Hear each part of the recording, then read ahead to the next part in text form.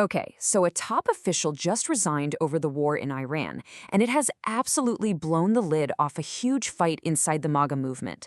We're not just talking about one guy quitting here. This is looking more like a movement at war with itself. So let's get right into it. And that really brings us to the core question of all this, right? What happens when a top official doesn't just disagree, but quits, claiming his own side started a war?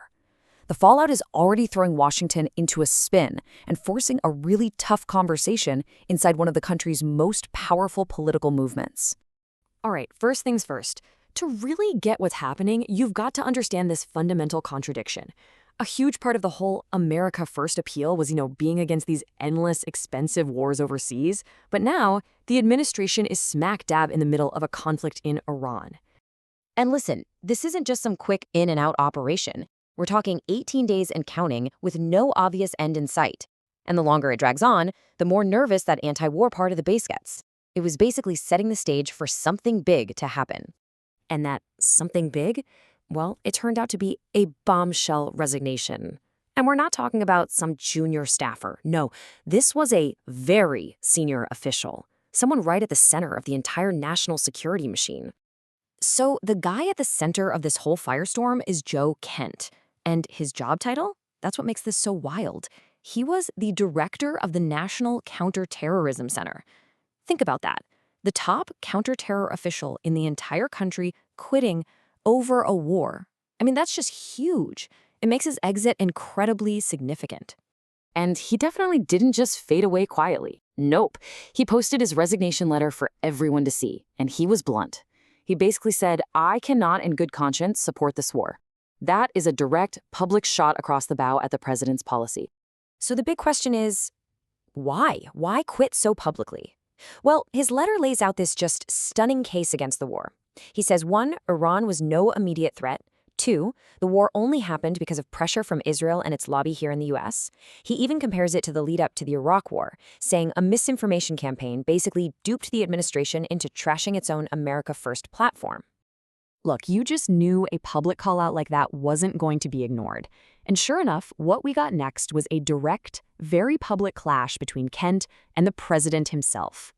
And this slide just lays it out perfectly. Kent says, hey, there was no imminent threat. Trump fires back. He said Iran was not a threat. See the difference?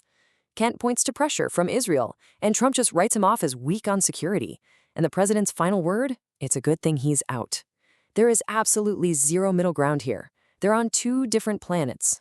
So with this criticism bubbling up, President Trump hits Truth Social to, well, draw a line in the sand. He basically says anyone who criticizes this war, they are not MAGA. I am blah, blah, blah. He's making it crystal clear that he gets to decide who's in the club and who's out.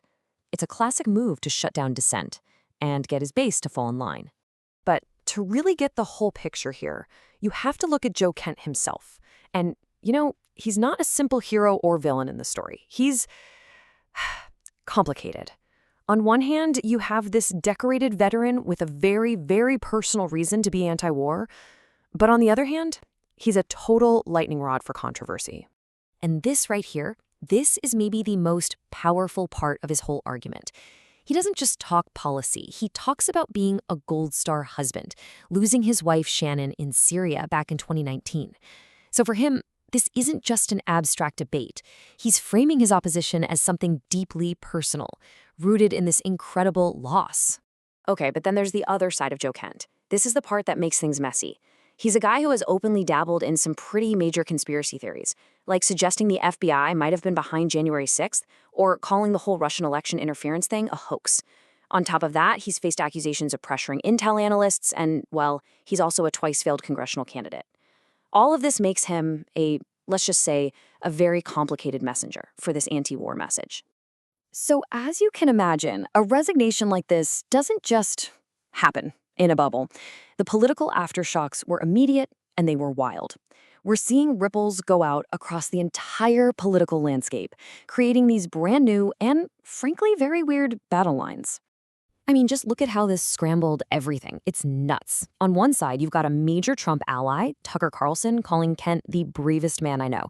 But then fellow Republicans like Don Bacon and Lindsey Graham are out there blasting him. And check out the left. It's just as confusing.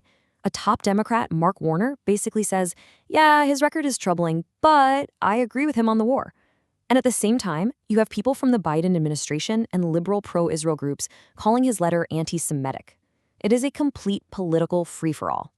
And what about inside the administration? Oh, it is tense. You've got key people like DNI Tulsi Gabbard and VP J.D. Vance who are famously pretty skeptical of these kinds of foreign adventures. But right now, they're publicly backing the president. They are walking an incredibly fine line, trying to avoid getting the Joe Kent treatment while maybe, just maybe, dropping hints about their true feelings. Which brings us to the big question, the one everyone is asking.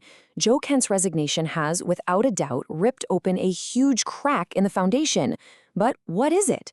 Is this just a little tremor that a popular president can smooth over, or is this the first shot in a real, full-blown civil war for the very soul of the MAGA movement? Honestly, all of Washington is holding its breath to find out.